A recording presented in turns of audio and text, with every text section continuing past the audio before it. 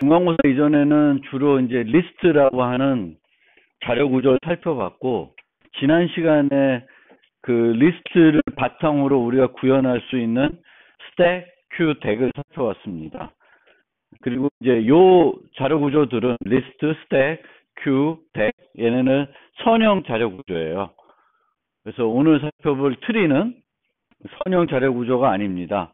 즉, 여러 가지 요소들이 저장되는데 한 요소 뒤에 또는 앞에 여러 개가 있을 수 있죠. 근데 트리는 조금 특이하게 생긴 구조입니다. 그래서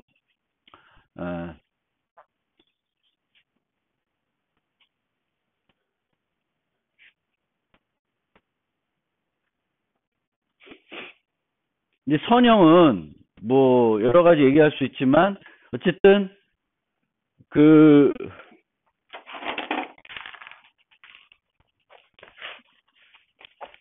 어떤 요소가 있으면 요 앞 요소가 있을 수 있고 뒷 요소가 있을 수 있는데 하나만 존재할 수 있다. 있을 경우에 하나만 존재할 수 있습니다.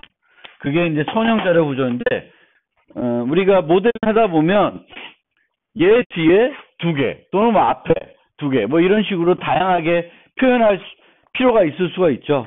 이제 그럴 때 이제 사용하는 것 중에 하나가 트리이다. 트리. 그래서 트리는 주기가 없는 연결된 그래프입니다. 그래서 그래프라는 거 이제 나중에 배울 텐데 우리가 이제 집합으로 표현하면 이 전체가 그래프이면 트리는 요 안에 들어가 있는 거예요. 그러니까 트리는 그래프의 한 특수한 형태이다.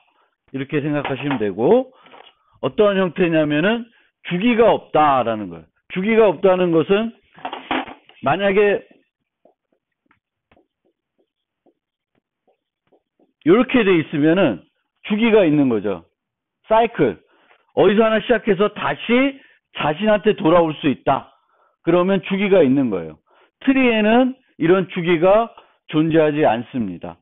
그래서 트리는 이런 형태로 하고, 트리는 크게 루트가 있는 트리와 루트가 없는 트리로 구분되는데 우리가 주로 생각하는 것은 루트가 있는 트리입니다. 그래서 이렇게 그려져 있는 거에서 얘가 루트가 됩니다. 루트. 그래서 루트는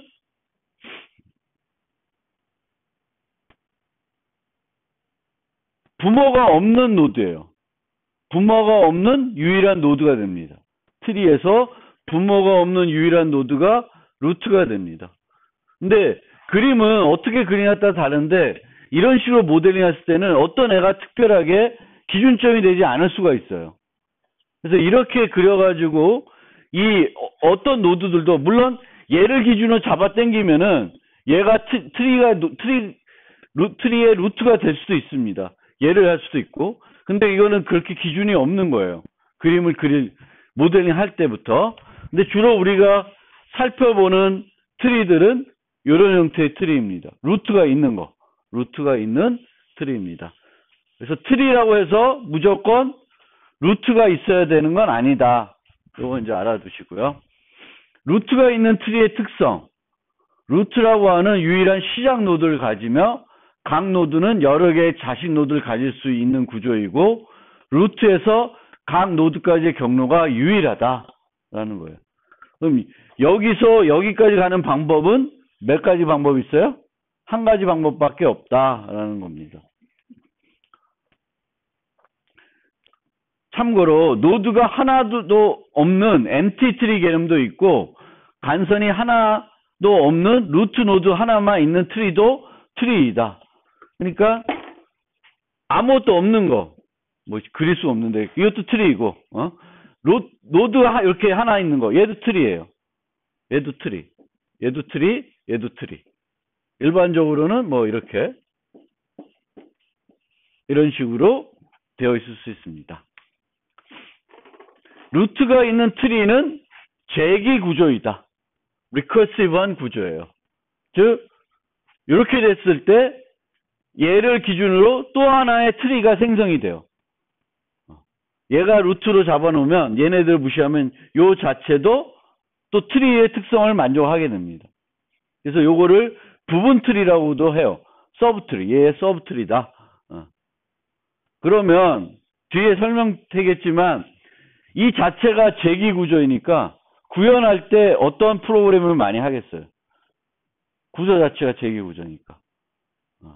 리커시브 프로그래밍을 많이 합니다. 이 트리와 관련된 프로그래밍을 할 때는 리커시브 프로그래밍을 많이 해요. 왜?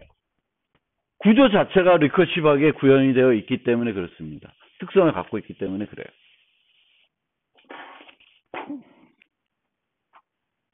그래서 루트가 있는 트리, 그러니까 앞으로는 루트가 없는 트리는 신경을 안 쓰겠어요. 이제 우리가 살펴보는 거는 다 루트가 있는 트리들만 살펴보려고 합니다.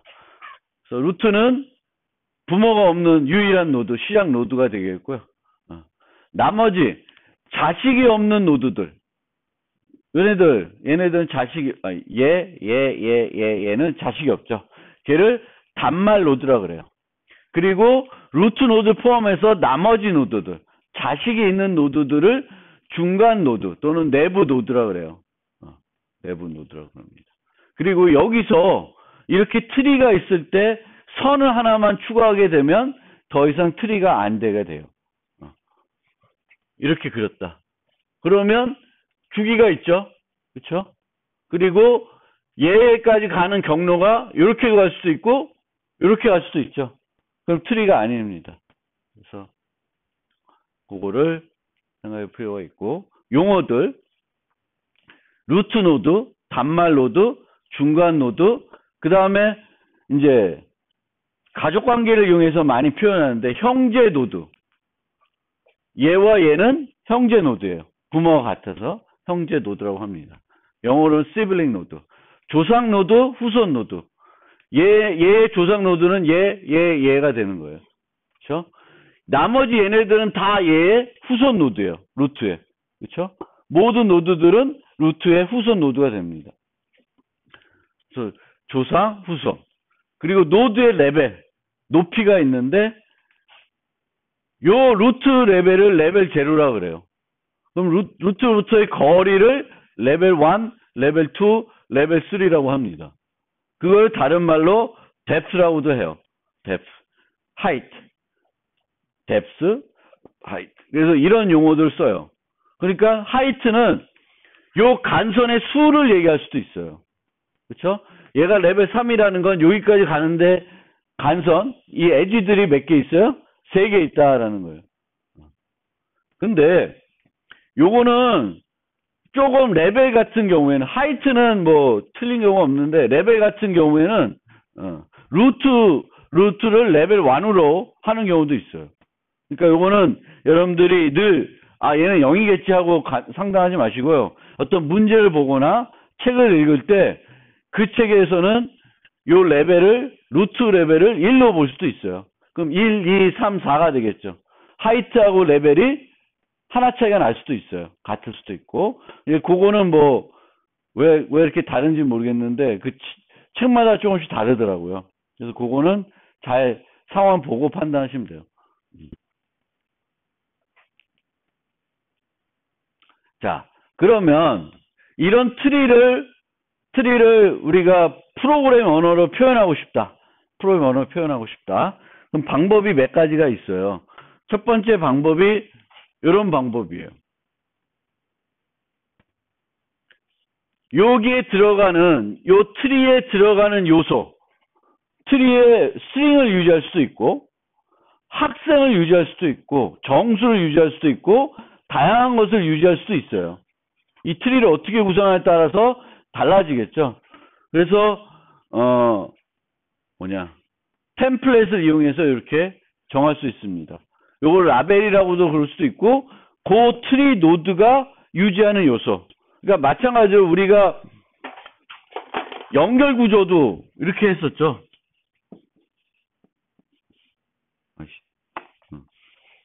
얘가 이제 뭐 1 이렇게 됐었는데 만약에 얘가 정수 이런 원시 타입이 아니다 그러면 이런 식으로도 그려질 수도 있죠. 그렇죠? 여기가 학생 뭐 이런 식으로 될 수도 있어요. 음? 그래서 연결 구조 자체도 트리긴 트리예요. 그렇죠? 헤드가 루트가 되는 트리예요. 자식이 늘 하나만 있는 트리라고 볼 수도 있어요. 근데 요 놈은 벡터로 차일드를 유지하고 있죠. 그 얘기는 뭐예요? 자식 수가 제한이 없다. 0개 될 수도 있고 10개가 될 수도 있어요. 자식 수는 다양할 수 있습니다. 그 다음에 요거랑 요거의 차이는 여기에 있죠. 요건 뭐예요? 부모에 대한 포인터를 유지할 수도 있고 안 유지할 수도 있어요. 이게 이제 우리가 연결 구조할 때 얘는 이전 노드에 대한 연결 구조를 안 하죠. 단일 연결 구조에선. 근데 이중 연결 구조에서는 양쪽으로 가죠. 그렇죠? 그러면 요 이중 연결 구조 형태로 만들면은 페런트를 유지해야 되겠죠. 그러니까 우리가 프로그램 하다가 쭉쭉쭉 내려가다가 다시 올라갈 필요가 있어요. 그럼 페런트가 있는 경우는 좀 편해. 페런트가 없어도 구현할 수 있어요. 어떻게 하냐면 내려가면서 내가 거쳐온 조상들을 유지할 수도 있어요. 다시 백하기 위해서. 그리고 그걸 만약에 이 페런트가 있다 그러면은 굳이 유지할 필요 없죠. 그냥 내려가고 싶을 때까지 내려갔다가 다시 올라가고 싶으면은 요걸 따라서 올라가면 돼요. 근데 우리가 이중 연결 구조를 만들어 봐서 알겠지만 요거를 넣게 되면은 구성을 할 땐 귀찮아요. 그렇죠? 늘 데이터를 추가하고 삭제할 때마다 요 parent 값을 하나 더 해줘야 되죠. 처리해줘야 되죠. 여기는 없으니까. 근데 parent를 유지하고 나면 나중에 어떤 연산에 대해서는 가다가 다시 백해야 되는 경우가 있는데 그럴 경우에는 좀 편리할 수는 있죠. parent가 있으니까. 그래서 두 가지 방법이 있다. 그 다음에 뒤에 가면은 이제 이진 트리라는 걸 살펴볼 거예요. 이진 트리. 그래서 이진 트리는 자식이 최대 몇 개? 2개예요. 그럴 경우에는 이런 식으로 구현하지 않고 이렇게 구현하게 됩니다. left, right. 왼쪽, 오른쪽. 2개만 있으면 되니까. 그래서 얘는 범용적인 거고, 이렇게 하는 건, 이진 트리의 경우에는 이제 이런 식으로, 구현할 수 있다. 그러면, 보통, 이 트리를 구현할 때, 그렇죠? 트리를 구현할 때, 노드가 트리죠. 루트 노드가 이제 트리가 되는 거니까, 얘를 보통 트리라고 안 하고 노드라고 보통 트리에 있는 노드 뭐 이렇게 생각하시면 돼요. 그럼 얘는 단말이 될 수도 있고 중간 노드가 될 수도 있는 거죠. 그러면 뭐 어떤 것들이 있다. 쭉 보시면 밸류들을 계산할 수 있고 요 자식 노드의 수, 자식을 추가할 수 있고 자식을 얻어올 수 있고 뭐 그렇습니다. 자식을 제거할 수 있고 이런 것들을 만들어 가지고 우리가 사용하면 얘는 범용적인 트리 구조를 만들어서 구현할 수 있어요.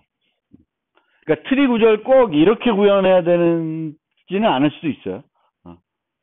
다른 방법도 있긴 있는데 일반적인 방법은 이런 방법을 쓸 수 있다. 그러면은 이제 사용할 때는 이제 이런 식으로 사용할 수가 있죠. 그럼 여기 문제라고 한 건 뭘까요? 어떤 문제를 제가 언급하기 위해서 이렇게 해놨을까? 요 벡터를 보면 노드의 포인터를 유지했죠. 노드 자체를 유지하지 않았어요. 노드의 포인터를 유지하고 있습니다. 그리고 여기 보시면은 노드를 만들 때 동적 할당해서 만들고 있어요. new. 그러면 문제는 뭐냐면은 나중에 쓰고는 반납해줘야 되겠죠. 그럼 반납을 어디서 해야 돼? 여기서 해야 될까? 어떻게 해야 될까? 이제 이 문제가 있어요. 근데 보통은 어떻게 하냐면 이렇게 쓰고는 루트는 딜리트를 밖에서 해주는 거예요. 그러면 요 소멸자가 불러지겠죠. 그렇죠? 그럼 이 소멸자에서는 equal 디폴트 하는 게 아니라 자기가 유지하고 있는 애들을 다 밑에 있는 애들을 다 반납해 주는 형태로 구현을 한다 라는 겁니다. 뭔 얘기냐?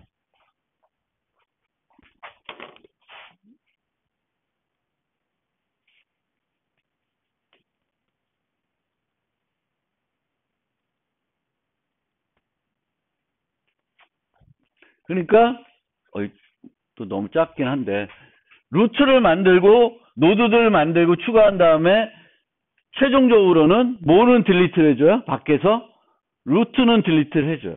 루트를 딜리트하면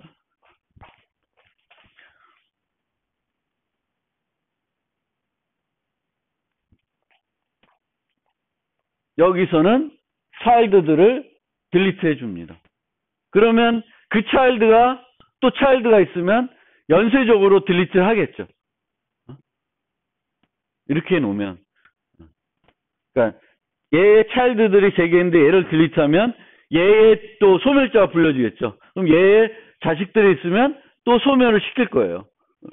그러니까 어떤 식으로 쓰냐면은 우리가 만약에 그냥 여기를 포인터가 아니라 노드 유지하면은 너무 애드하고 이럴 때 복사되는 비용이 커지잖아요. 그럼 뭘 하게 되냐면은 포인트를 이용하게 되면 저장하고 이런 왔다 갔다 하는 건 뭐만 왔다 갔다 해? 주소만 왔다 갔다 하죠. 그럼 효율성이 높아요. 근데 효율성이 높은데 이렇게 동적 할당에 사용하고 나면은 자바 같은 경우에는 내버려두면 다 소멸되겠지만 C법은 우리가 직접 뉴한 거 딜리트 해줘야 되잖아. 그럼 어떤 식으로 하냐면은 루트만 밖에서 딜리트 하게끔 사용하시면 돼요. 그리고 나머지들은 여기서 딜리트 하게 만든다.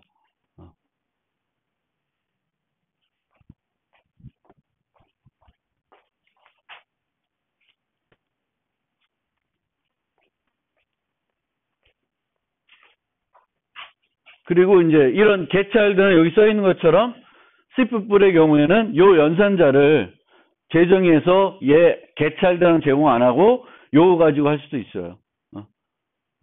인덱스에서 노드 0 하면은 첫 번째 자식 뭐 이런 거를 접근할 수 있죠.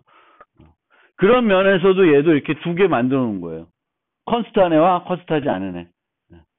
그러니까 얘 생각하면은 얘도 컨스트한 애 만들고 컨스트하지 않은 애 만들죠. 그래서 왼쪽에 놓을 수 있고 오른쪽에 놓을 수도 있고 대입 연산자 그렇게 해서 생각하시면 돼요. 그 다음에는 디자인 패턴, 객체지향 디자인 패턴 같은 데를 보면 이제 트리 구조를 만들 때 사용하는 패턴이 또 있어요. 얘랑은 좀 달라요. 얘는 클래스 하나를 만들어서 이 클래스가 자식도 그러니까 단말 노드도 중간 노드도 다 나타내는 거예요. 그렇죠? 하나의 클래스를 갖고 단말과 중간을 다 나타내요. 근데 이런 경우에는 노드라는 걸 만들고 여기를 상속받아서 리프 단말도 만들고 중간 노드도 만듭니다. 그러면 우리가 단말이든 중간이든 이 노드를 가지고 동일하게 처리할 수 있죠. 그렇죠? 그럼 이렇게 만들고 여기에만 add, remove, getChild 넣는 거예요. 여기는 빈 메소드 만들어서 못 쓰게 만들든가 이렇게 하게 됩니다. 그럼 자식 추가가 안 되겠죠. 여기에는 벡터가 필요한데 여기에는 벡터가 필요 없죠. 그래서 이거는 트리 구조라기보다는 예를 들면은 우리가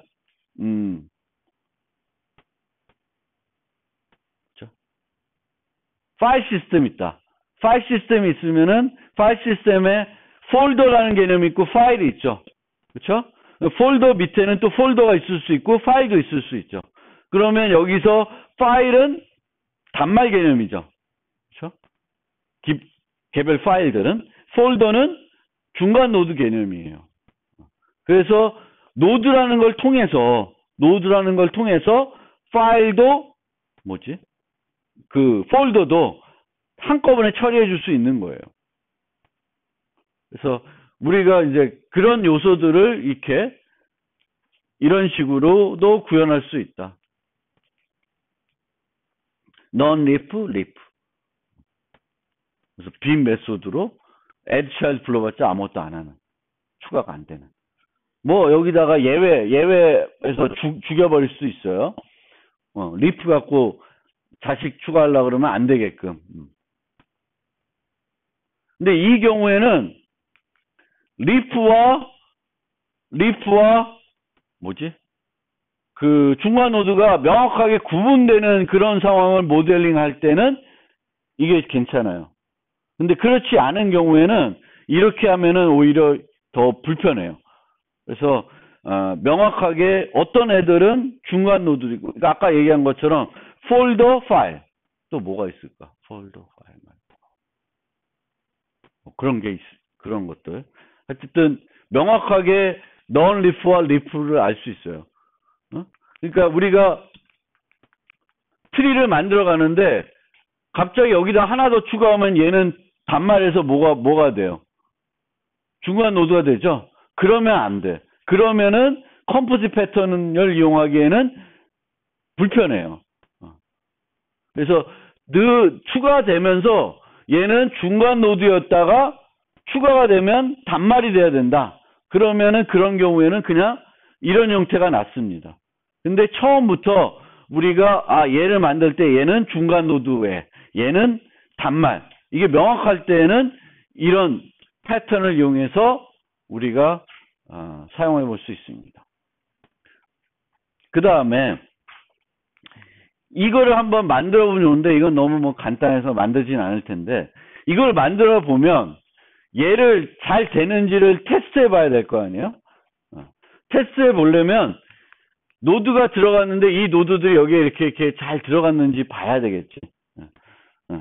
그래서 그걸 보려고 그러면 몇 가지 방법이 있는데, 뭘 좀 설명드리려고 그러면 트리 탐색 또는 트래버스라고 하는 방법이 있어요. 그 중에 이제 이 장에서 5종류를 살펴볼 건데, 5종류.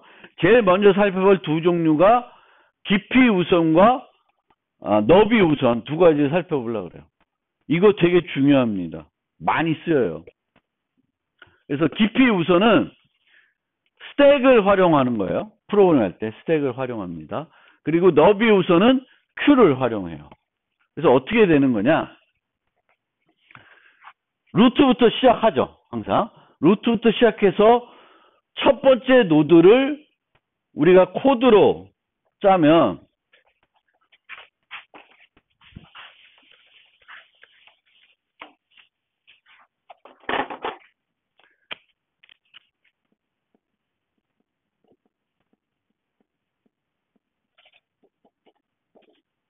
스택에다 루트를 집어넣어요. 예?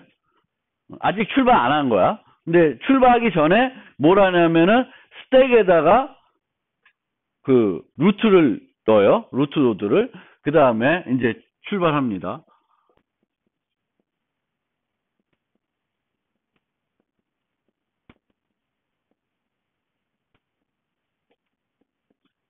스택이 empty가 아니면 이제 계속 반복되는 거예요. 스택이 empty가 아니면 반복이 됩니다.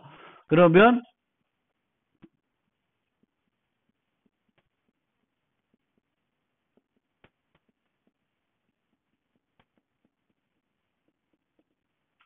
팝이 그냥 준다고 합시다. 주고 제거한다고 하면은 스택에 있는 걸 뽑아와요.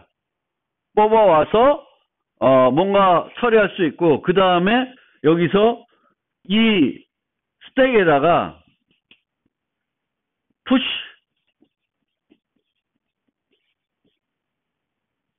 어떻게 할까? 오토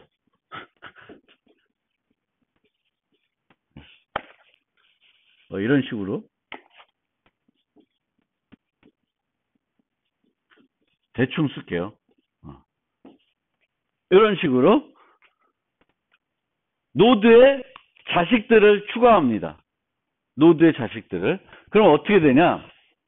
처음에 스택에 0이 들어가 있죠. 스택에 0이 들어가 있어요. 그럼 저 화일문 안에서 0을 빼내서 처리했을 거예요. 0을 처리했죠. 그렇죠?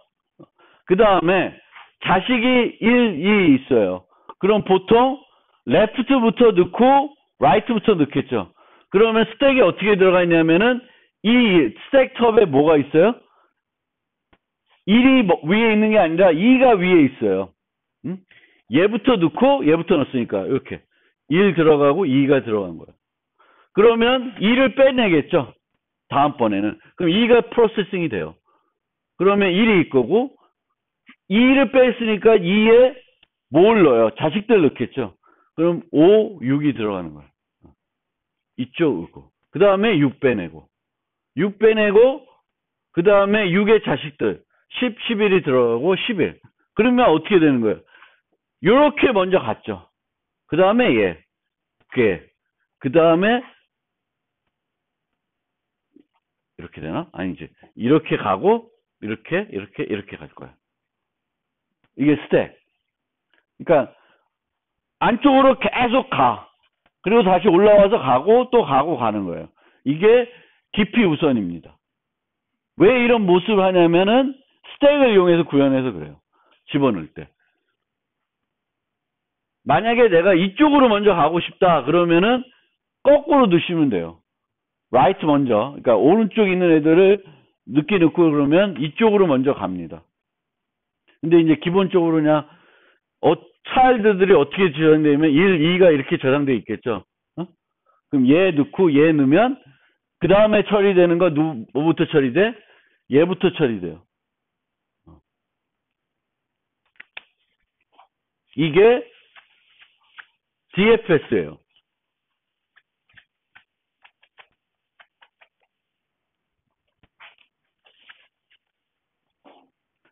BFS는 Breadth First Search는 요 자체에서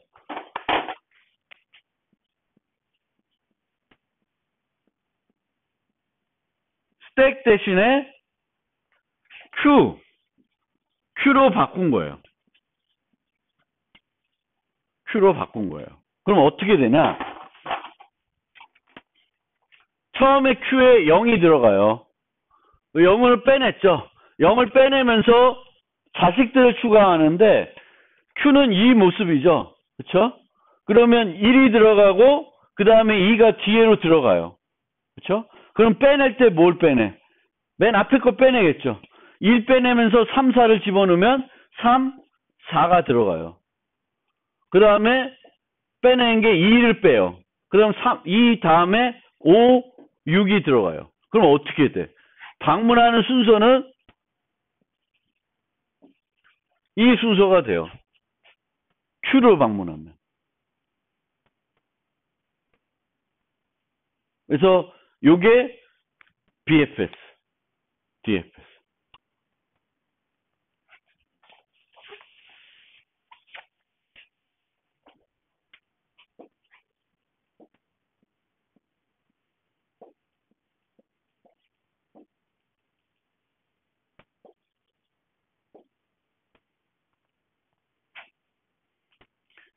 만약 무슨 게임 왔는데 이렇게 해서 경로를 찾아야 돼. 에? 경로를 찾아야 돼. 그러면 BFS로 우리가 그걸 하게 되면 얘는 여기 가보는 걸 해보는 거예요. 그 다음에 여기서 여기 가보고 여기서는 여기도 가보고 여기도 가보고 이런 식으로 그러니까 차근차근 한 단계씩 전진하게 됩니다. BFS로 구현하게 되면. 근데 DFS로 구현하면 어떻게 될까요? 한쪽으로 쭉 어떻게든 가요. 못 갈 때까지, 갈 데 없을 때까지 쭉 가고 그 다음에 또다시 뭐 다른 데로 가는 거예요. 그렇게 구현하는 거예요. DFS 쓰면. 왜냐하면 이 자체들도 이렇게 트리 형태로 모델링 할 수 있거든요. 요 선이 요거고 뭐 이렇게 되면 트리로 볼 수가 있습니다. 그러니까 여기가 그 부분이 아니구나. 우리가 팩맨 하는 데가 아니지, 그렇지? 팩맨 할 때 필요하긴 한데. 그래서 BFS, DFS는 은근히 많이 쓰여요. 은근히 많이 쓰이고 이제 뭐 이런 거 만약에 할 때 또 어떤 문제가 있냐면은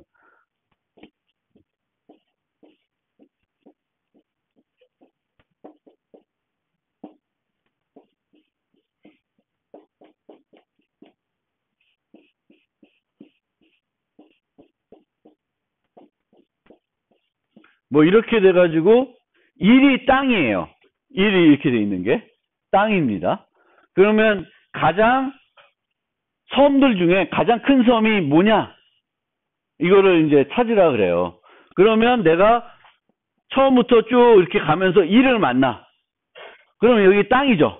그럼 여기로부터 BFS를 하게 됩니다. 그럼 얘를 다 가. 아, 그러면 땅이 5개짜리구나 라는 걸 알게 됩니다. 근데 이때도 우리가 BFS 했을 때 하나 더 필요한 게 뭐냐면은 visited라는 거를 알아야 돼요. visited. 그래서 여기를 방문했으면은 그 다음에 여기로 갔잖아요. 그럼 여기로 가면은 여기로도 갈 수 있고 여기로도 갈 수 있고 다시 뒤로도 갈 수 있죠. 근데 뒤로는 가면 안 되겠죠. 왜? 이미 방문했던 곳이야.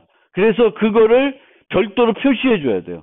그러니까 우리가 BFS로 탐색을 할 때는 기존에 내가 방문했던 거를 다시 뒤로 가지 않기 위해서 내가 갔던 데인지 안 갔던 데인지를 구분해 줘야 돼요. 그래서 아 여기는 했던 데야. 그럼 다시 일로 안 가. 이쪽으로 가는 거예요. 그런 식으로 우리가 구현해서 요걸 알 수 있어요. 그러면 여기는 5개, 여기는 6개. 이렇게 구할 수 있어요. 그래서 이게 이제 여러 문제 중에 이런 문제들이 있는데 이런 문제들 다 DFS 쓰지 않고 주로 BFS 써요. 뭐 이렇게 경로 찾기 문제든지.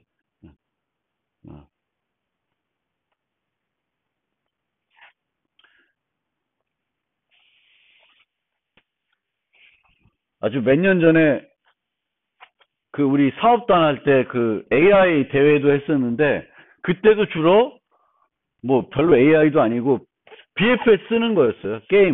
서로 게임 만들어 서로 대전하는 거였는데 BFS를 쓰는 거였습니다. 주로.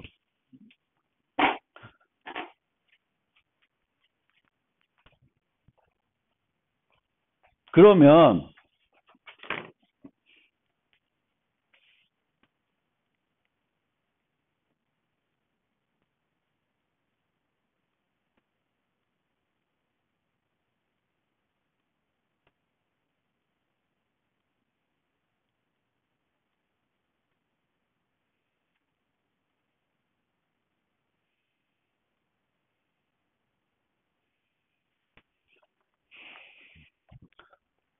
이때 트리에 대해서 뒤에 또 설명드리겠지만 우리가 이제 리스트 만들었을 때는 리스트를 만들고 거기에 뭘 만들었냐면 이터레이터라는 걸 만들었죠. 반복자라는 걸 만들었어요. 그래서 이 반복자를 통해 가지고 그 복합 타입에 들어있는 모든 요소를 쭉 차례대로 반문할 수 있도록 해줬어요. 근데 이 경우에는 그렇게 하지 않고 그 이터레이터를 만들지 않고 어떻게 하냐면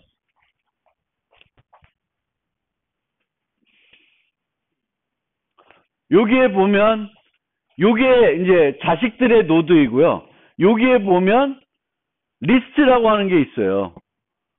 리스트라는 벡터가 있는데 요 벡터를 이용해 가지고 그 반복할 수 있도록 해주는 거예요. 어떻게 하냐면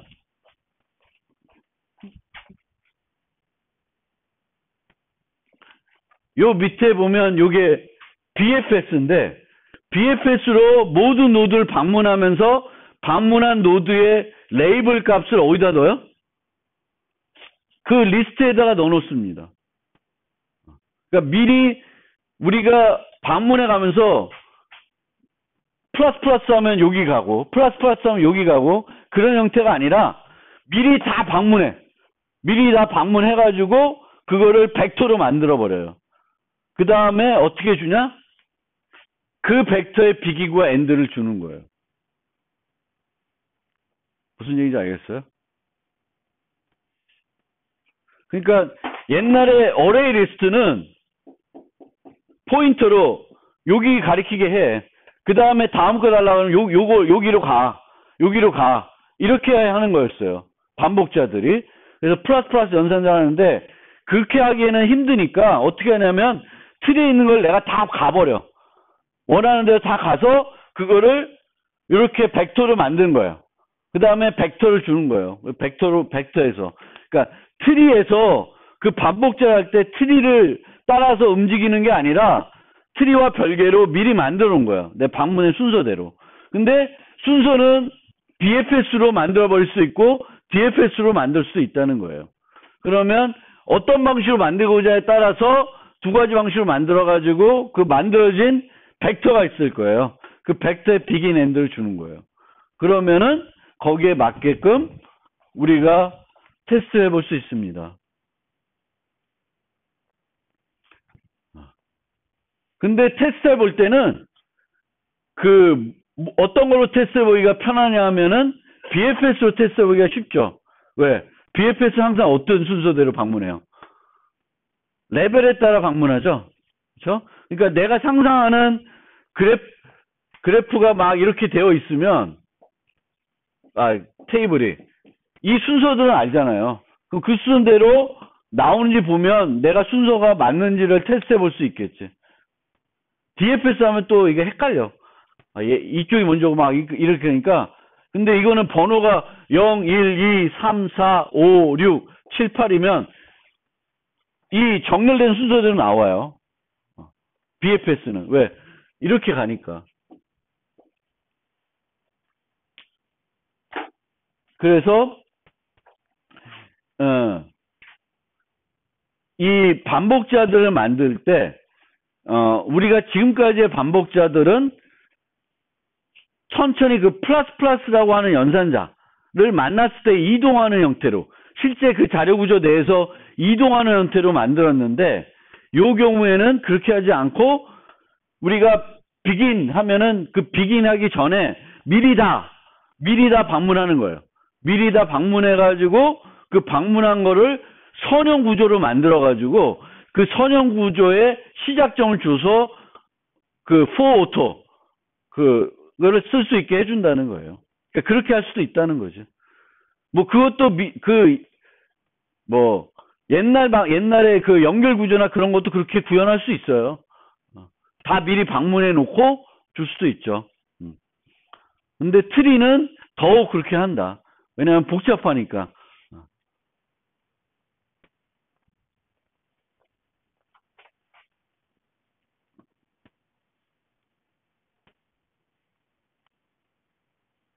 자, 그 다음에 지금 요 14번째 전까지는 뭘 설명드리냐면 트리의 일반적인 트리를 설명했어요. 여기서부터는 이제 이진 트리를 설명하겠습니다. 이진 트리. 이진 트리는 자식이 최대 몇 개? 두 개예요. 그걸 바이너리 트리라고 그러고요. 그럼 각 레벨에 있는 최대 노드 수는 2의 L개. 레벨이 0일 때예요. 그럼 맨 꼭대기에 최대 하나, 그 다음에 2개, 그 다음에 4개, 그 다음에 8개, 16개 이렇게 되죠. 그럼 높이가 H인 트리에 있을 수 있는 최대 노드 수는 요것들을 다 합한 거예요. 이거 다 합할 줄 알죠? 수학 시간에 배웠죠? 그래서 이렇게 돼요. 2의 AH 플러스 1 마이너스 1. 해보시면 되고. 최소 노드 수는 어떻게 될까?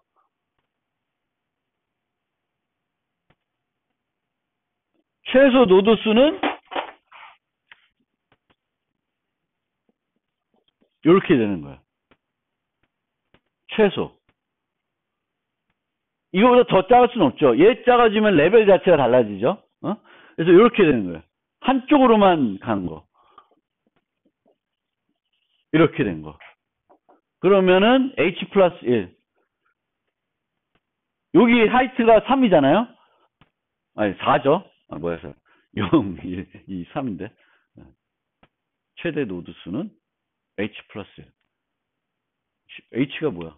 잠깐. 높이가 H. 맞죠?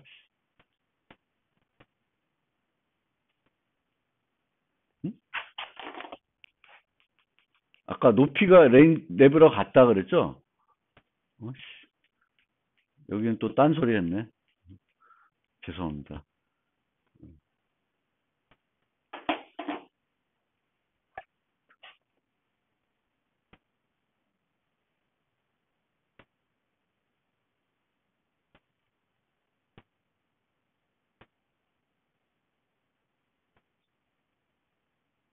아, 맞네. 맞죠, 맞죠. 어? 높이가 3이면은 4개. 예. 간선수로 셌네, 내가. 노드 수는 넷이죠. 예, 그렇죠. 넷. 예. 아, 수학만 나오면 저도 막 헷갈려. 그렇죠. n개의 노드로 만들 수 있는 트리의 최소 높이는 이렇게 됩니다. 요거 따져보시면 돼요. 뭐 중요한 건 아니니까. 근데 기본적으로 이진 트리는 명확하기 때문에 개수가 몇 개 있을 수 있는 게 명확하기 때문에 우리가 대략적으로 어떤 노드 수가 있을 때 어떤 모습 하면 최적화되고 어떤 모습이 나쁜 모습이고 이런 거를 우리가 수학적으로 계산할 수 있다라는 겁니다. 그리고 요런 애들을 풀 바이너리 트리라고 그래요. 꽉 차 있는 경우. 꽉 차 있는 경우. 모든 단말 노드가 같은 레벨에 있고 모든 중간 노드는 두 개의 자식 노드를 가지면 포화 이진 트리라 그래요. 그 다음에 완전 이진 트리. 완전 이진 트리. 그러니까 마지막 레벨을 제어하고는 포화 이진 트리여야 돼. 그리고 맨 마지막은 왼쪽으로 치우쳐져 있어야 돼요. 그러니까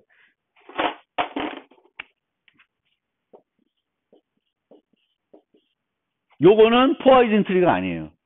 요쪽으로 치우쳐 있죠. 여기 이렇게 돼 있으면 안 돼요. 완전 이진 트리는 요쪽으로 왼쪽으로 치우쳐져 있어야 돼요. 여기 하나 있다. 이거 그럼 포화 이진 트리 완전 이진 트리가 아니에요. 이건 나중에 또 이 형태를 써서 그래요. 좀 알아두시면 되겠고. 얘는 단말 노드 수가 n이면은 전체 노드 수는 2n-1이 돼요. 요게 8개면 전체는 15개가 됩니다. 계산해 보시면 되니까.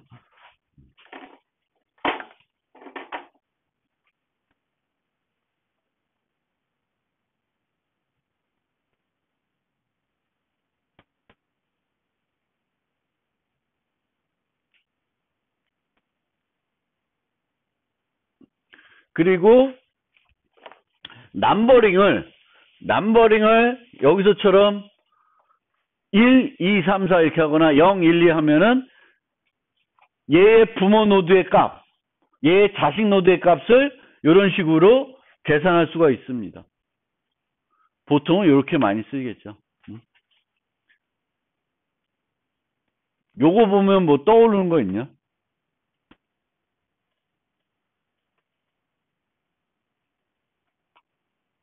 떠오르는 거 없어요.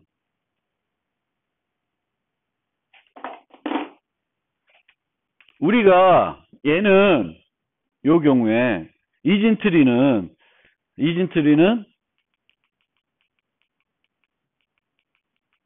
이렇게 만들어서 유지할 수 있다 그랬죠. 이제 이게 한 가지 방법인데 이진 트리는 또 어떻게 유지할 수 있냐면 얘를 보면 어떻게 유지할 수 있냐면 배열에다가 유지할 수 있어요. 여기가 0, 1, 2면 여기가 루트. 그럼 얘의 자식은 어디 있는지 알아요. 3, 4 여기에 있는 거예요. 그러니까 이진 트리에다가 이 배열에다가 집어넣는 거예요.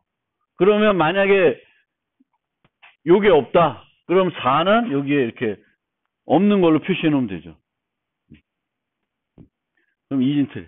물론 이렇게 놓으면은 배열로 만들면 어떻게 되겠어요? 용량이 제한적이겠지. 용량이 제한적이지만 이거 편한 건 뭐겠어? 그냥 내가 어디 위치에 가면 얘의 부모, 얘의 자식들은 어떻게 바로 계산할 수 있죠. 포인트 따라가는 것이 아니다. 자기의 색인을 갖고 따라갈 수 있어요. 별도 parent라고 하는 연결을 유지하지 않아도 따라갈 수 있습니다. 그래서 이진 트리들은 그런 포인트를 이용한 그 연결 구조로 구현하는 것이 아니라 배열을 이용해서 구현하는